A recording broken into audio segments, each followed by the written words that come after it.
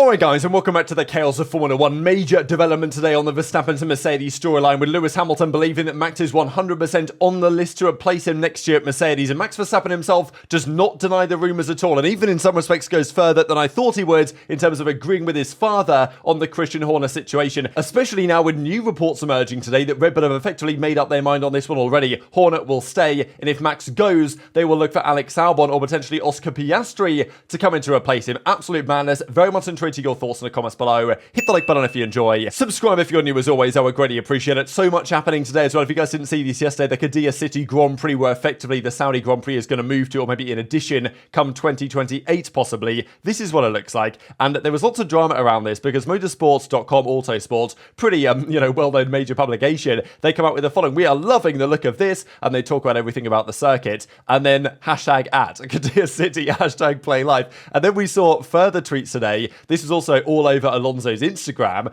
The proposed new circuit at Qadiyah City looks set to be one of the most impressive facilities for motorsports worldwide. Now, he doesn't say hashtag ad in this one, but I mean, come on, right? It's actually incredible how blunt this is, with high-speed thrills, incredible elevation. This is coming from Fernando Alonso, apparently, right? And it's not just Alonso that's getting the bag. Obviously, he drives for Aston Martin, sponsored by Aramco, so that might make sense. But other drivers getting the bag as well. Here comes Valtteri Bottas with a similar tweet as well. I'm down for this kind of roller coaster. Same story here for Nico Hülkenberg, and maybe there's others to come as well. So thought that was very interesting from multiple angles. Like, if you ever see me tweeting this out, then just know I've got the bag and I'm going to live in Monaco or something. And look, whatever you think about what the Saudis are doing in sports at the moment, there's no doubt that I'm sure this track from an engineering and a spectacle perspective is going to be pretty magnificent. People are, comparing it to Rainbow Road, but of course, that is just scratching the surface of the depth in those kind of discussions. Alpine, by the way, as well, complete shambles. They've lost another senior member, basically Bob Bell, long-standing guy over there. He hasn't really been directly involved in the F1 project for some time, but we saw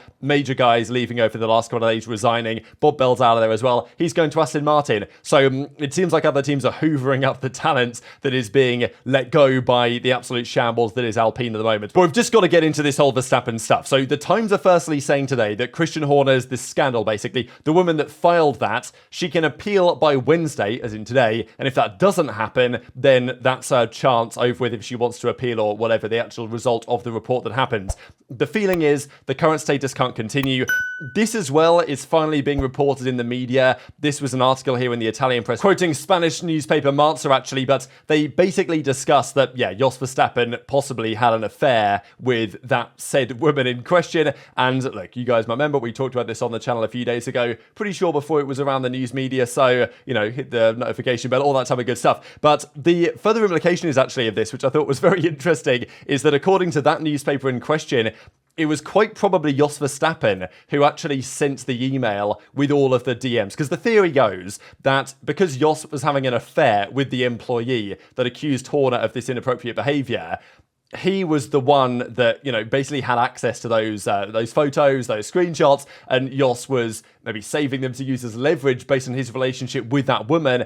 And then the theory goes that he was the one that sent that email, because of course, let's not forget, he was copied on that email, which was a little bit confusing given that everyone else that was on the email were top journalists and top F1 staffers, not, father of a driver, right? So that was when questions had been raised. But as I said yesterday, my opinion remains that Red Bull would have got rid of Horner by now if they were going to, especially because maybe they will lose key partners. Maybe Ford will go, maybe others will go. But they're still getting good partnership deals. Like Castor yesterday, who are a pretty controversial brand because everyone says they're terrible, basically. But they're paying $200 million, don't know where they're getting this money from, but fair enough, people apparently buy their stuff, to Red Bull to provide and be their primary sponsor. So I think they're currently with Puma, but obviously not anymore, because they've got a $200 million sponsorship deal, Red Bull.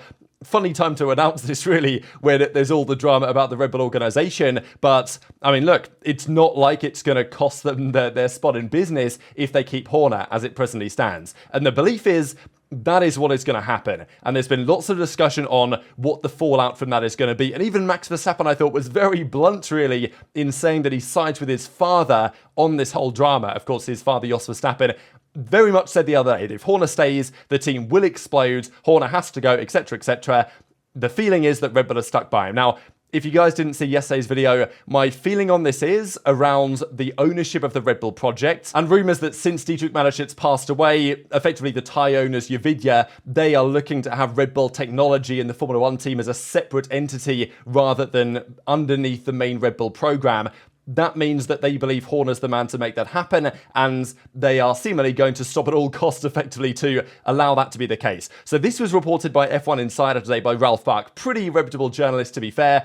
Now, you can question the sources involved here, and we can say, is this really true? Is it just hearsay? Are we just writing fan fictions at this point? But maybe not, because this is what the article goes on to say, that obviously Jos Verstappen has called for Horner's head during everything that's happened over the last few days. But apparently, as it says earlier on in the article here, the lawyer for the Thai majority shareholders are said to have officially terminated the employee who initiated the alleged sexual assault case on Monday, right? She now wants to take legal action against the expulsion. So if they've actually done this, and look, we don't know if Horner's guilty or not really, you know, the text, the images, you know, were they fake, were they not? We don't really know. Obviously, Horner's trying to file, I think, a lawsuit against Business F1 magazine for talking about all this stuff as well. But if they've actually got rid of her, it's not, maybe it's expected, but it's not necessarily the best look.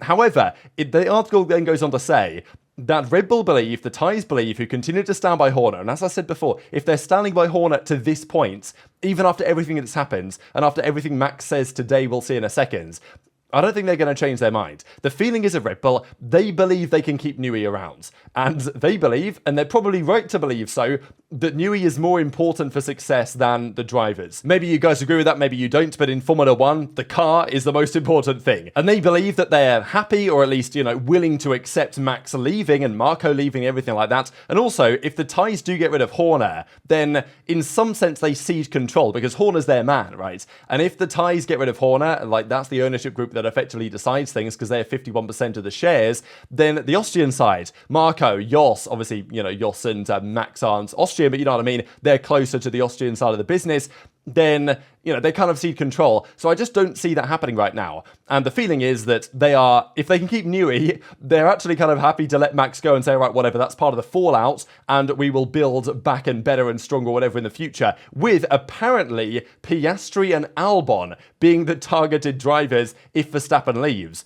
Funny, really, for, well, not funny necessarily, but for Ricciardo and Tsunoda, those guys, obviously in the RB sister team, were looking for the chance. And apparently, they're going to get rid of Checo, and if Max goes, they'll get Albon and Piastri. So these are just rumours. We did also, though, just have this from Thomas here of Planet F1, who says that reports that the Red Bull employee has been sacked are actually not true. So apparently, that's not the case. So if that's false, then also raises into question the other claims in the article, but, you know, still, make of it what you will. This is Eric Van Haren as well today, spotted in the Red Bull hospitality suite, by the way. The man, of course, works for the Telegraph, who reported on all this stuff. Initially, he was in, with a very small coffee cup here, the Red Bull hospitality suite today, which I thought was rather interesting. And of course, when you see this, you know full well there are going to be some interesting quotes coming out, because in effect, he is the mouthpiece of Verstappen's, both Verstappen's, and pretty much Helmut Marko. So this is what Verstappen had to say today on his father. So his father made it very clear the other day that he doesn't like Horner, there's drama between the two, and, you know, he wants Horner to go. Max doesn't usually say much, understandably so. He wants to be very reserved and try and avoid the questions. But on the Max Verstappen, Jos Verstappen topic, he says the following. This is actually the full quote here. I have not asked him whether his father regretted the comments, but my dad is very outspoken and he is not a liar. That is for sure. Basically saying that, you know, whatever my dad said is effectively true. My dad and I are very close indeed. We call every day. I don't see myself in F1 without them by my side. Talking about his manager, Raymond, something about, I forget the surname, but that's what he says, which is, you know, quite the thing I thought for Max to say, really. It's more blunt than I expected him to be, to say, yeah, I'm standing with my father. There is no two ways about this. I'm not going to, like, banish my father and stay with Horner and Red Bull. That's not going to happen. If Max Verstappen and Jos Verstappen are this close, as clearly they are, and Jos Verstappen is absolutely adamant that they will leave Red Bull if Horner stays, then I don't necessarily see them changing their minds, because Jos Verstappen is not that kind of guy. So Verstappen also goes on to say, he obviously doesn't want to answer all the questions directly and says, well, the intention is to stay with the team. I enjoy it here. As long as we perform, there's no reason to leave. But he also said the following, I'm happy in the team. The performance is there. There's no reason to leave. But nobody expected Lewis to go to Ferrari. In general, you can never predict what will happen with 100% certainty. That is how I approach it. He also said to Sky Sports, they asked him basically, Are you going to fulfill your contract? Is there any chance that you're going to leave to Mercedes? And he says, yeah, for that to happen, things have got to go really, really crazy, I guess. That's not the target. But again, he doesn't deny it. He doesn't say, don't know what you guys are talking about. This media speculation is baseless. He says, no, actually, things got to go crazy for that to happen. And are things going crazy right now? Are things going really, really crazy right now? I think they probably are, let's be honest here. So we also had many other comments elsewhere in the paddock as well on this very topic. Here's Carlos Sainz, by the way, turning up to the Grand Prix track ends, actually leaving. He's unwell, interestingly enough, today. So yeah, wishing the best for Sainz, of course, this weekend. Of course, podium sitter last weekend. Maybe somewhat lucky to be there, given Leclerc's issues, given Russell's issues, but we'll see what happens at the track in Jeddah. There was also talk from Sainz and from Perez today that the dirty air effect of these cars is once again worse than last year, which is no surprise. The cars have more downforce. They're generating downforce in every single way that they possibly can. There's going to be more dirty air generated naturally in the cycle of the regulations. But I remember it was this track last year, it was Jeddah last year, because of that tight sector 1 where dirty air really affects a following car just based on the way it's designed. The air has nowhere to go basically when it comes off the car in front of you. That was the sector where the driver said last year, man, these cars are so much worse than 2022's cars in terms of following. And even after Bahrain, the drivers are saying, yeah, they're worse again in terms of actually good, close racing and not overheating the tyres when you get too close to the car in front, which is a major killer to actual good racing. And as I say, it was this circuit last year where that was exposed. So I guess we'll see this weekend whether that repeats itself. But this is Verstappen as well, turning up today, not in a Red Bull polo shirt as he usually is. And maybe there's nothing to this. People are saying, well, it's one step closer to a Mercedes wardrobe, which maybe it is. So Toto Wolff commented on this as well and said, the market is very interesting. Again, this is what I'm saying, guys. Every day we see these rumours, my feeling that this is going to happen, the percentage chance I've got in my head goes up and up. I'm not going to give an estimate today because I feel like I'm going too high at this point because it still feels unlikely. But let's be honest, Hamilton to Ferrari felt unlikely. When I woke up on the morning of the February the 1st and I was like, hang on a second, people are talking Hamilton to Ferrari. We've talked about this for some time and it's never come true. But as I read more and more, I was like, hang on a second, this actually does make a lot of sense of what we're hearing. And then bang, later in the day, it's officially confirmed. So I just don't think you can rule anything out in Formula 1 as it presently stands. But Toto Wolff says this, the market is very interesting. For a driver, the most important thing is to be with whoever's the fastest team, which is for sure the number one priority for any driver. But is not necessarily the only priority, especially if there is a feeling that Red Bull come 2026 might not be the team that they presently are. Maybe the power unit side isn't going so well, we don't really know. Is Max thinking, you know what, a year at Mercedes in 2025, just like how Hamilton is probably thinking his year at Ferrari in 2025 isn't necessarily going to be a championship winning year, but then hitting the ground running in 2026 with the new regs? Maybe it makes sense. And Toto says, we'll see what happens, right? Again, it doesn't deny the possibility of this being the case. So Lewis Hamilton also commented on this as well and said that as far as he is concerned, no, he said he doesn't have any information on this, which maybe you believe or you don't, but he said that he believes Max is definitely on Mercedes' list to replace him in 2025. And if Max is on the list, Max is top of the list, obviously. There is no doubt about that. And that's what George Russell says. Any team wants to have the best driver lineup possible. Right now, Max is the best driver on the grid. So if any team had the chance to sign Max, they would 100% be taking it, which I completely agree with. And look, Russell went on to say the following as well. Like I said last week, this is my third season with Lewis, the greatest driver of all time. I feel like I've done a pretty good job alongside him. Whoever was to line up alongside me, I welcome anybody. I welcome a challenge. You always want to go against the best, but ultimately for me, I believe in myself. I believe I can beat anybody on the grid. You just have to have that mentality. And I think Russell gets too much hate, to be honest, because I think this is absolutely the mentality that you need to have. And I know that people don't really like Russell, so they're probably going to clown on him for this. But I think Russell's done a very, very commendable job against Lewis Hamilton over the last couple of years, and that seems to be continuing here in 2024. Would I back him to beat Max in the same car? No. But would I back that rivalry to be very, very interesting indeed, probably very spicy at times, and for Russell to do a much better job than Checo is? Absolutely. So I think this is the correct mentality from Russell. It also raises some questions on Norris, right? I gotta say, just because, Norris has got the opportunity in the past to go to Red Bull to challenge Max, and maybe going to Red Bull to challenge Max is slightly different just because the way that Adrian Newey designed the cars tend to be very much on edge, such that the faster driver will really like the car, and the slightly slower driver can sometimes have a more hard time. Well, actually, not sometimes, basically always has a really hard time. So maybe that's a different story.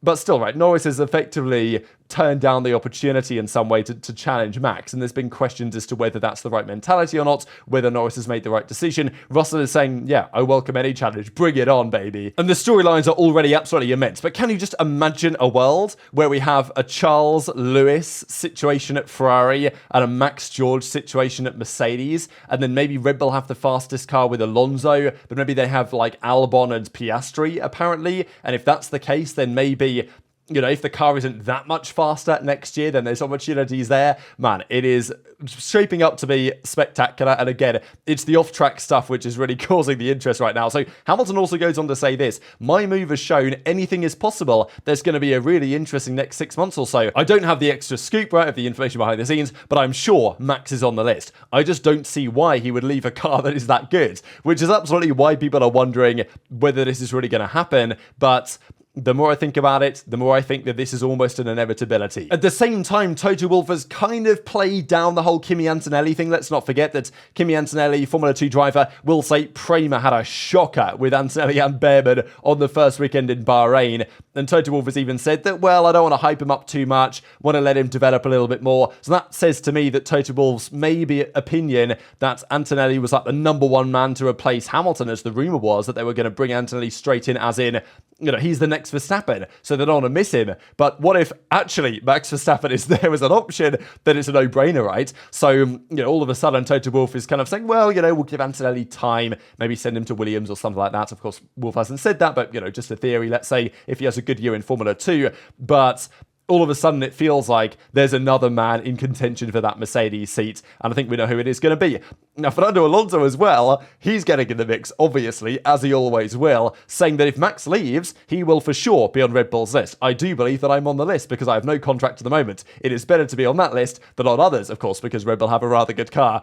Man, Fernando Alonso is absolutely chomping at the bit, isn't he, to get a chance in that RB21 as whatever it'll be next season. Man, can you imagine a circumstance where Alonso somehow goes out on top at Red Bull, winning the championship in that car, in a close title fight with Hamilton in a Ferrari and Max in a Mercedes? Wow, what a timeline we might be living through here in the near future. So the Saudi Arabian Grand Prix, let's be honest, in terms of on-track stuff, it's probably going to be another Max Verstappen domination, but that may not be the case. Again, today was Rear Wing Wednesday, as we see the following images here from Albert Fabrega. Worth noting as well that this is an interesting cutout here in the rear wing of the Mercedes car. This is from the back of the car, obviously. This is the other shot was from the front. So, interesting idea. This is actually kind of reminiscent of what they used to do with the W12. I think that's an image of that kind of here when, yeah, W12 rear wing has this colour in the middle. Not something that's really been done too much over the last couple of years, but Mercedes are going to try it out. This is on their very much low downforce spec model, an evolution apparently of what they ran in Monza last year. And Jeddah is definitely a circuit where the high-speed performance is very valuable. Pretty much the entire reason Verstappen won here in 2022 was because he was such a rocket ship in a straight line that Leclerc had no chance to re-overtake him once they made the move done. So that's something to watch out for Mercedes this weekend. Mercedes have also said that, yeah, their cooling problems will be fine. They went too aggressive on their cooling modes. This time, they will not go so aggressive. They expect that to be fine. And Russell said that was costing them 4/10 in lap time. Toso said it was costing them 6/10 in lap time. Giancarlo Kessa said of Formula Uno was costing them 7/10 in lap time. So honestly, who knows? But this weekend is going to be rather telling in more ways than one. So very much intrigued to your thoughts in the comment section below. Again, hope I did a reasonable job breaking it all down. There's been lots happening. Lots of new subscribers over the last few days. Massively appreciate it. Thanks for watching as always. Take care of yourselves. And I will see you next time.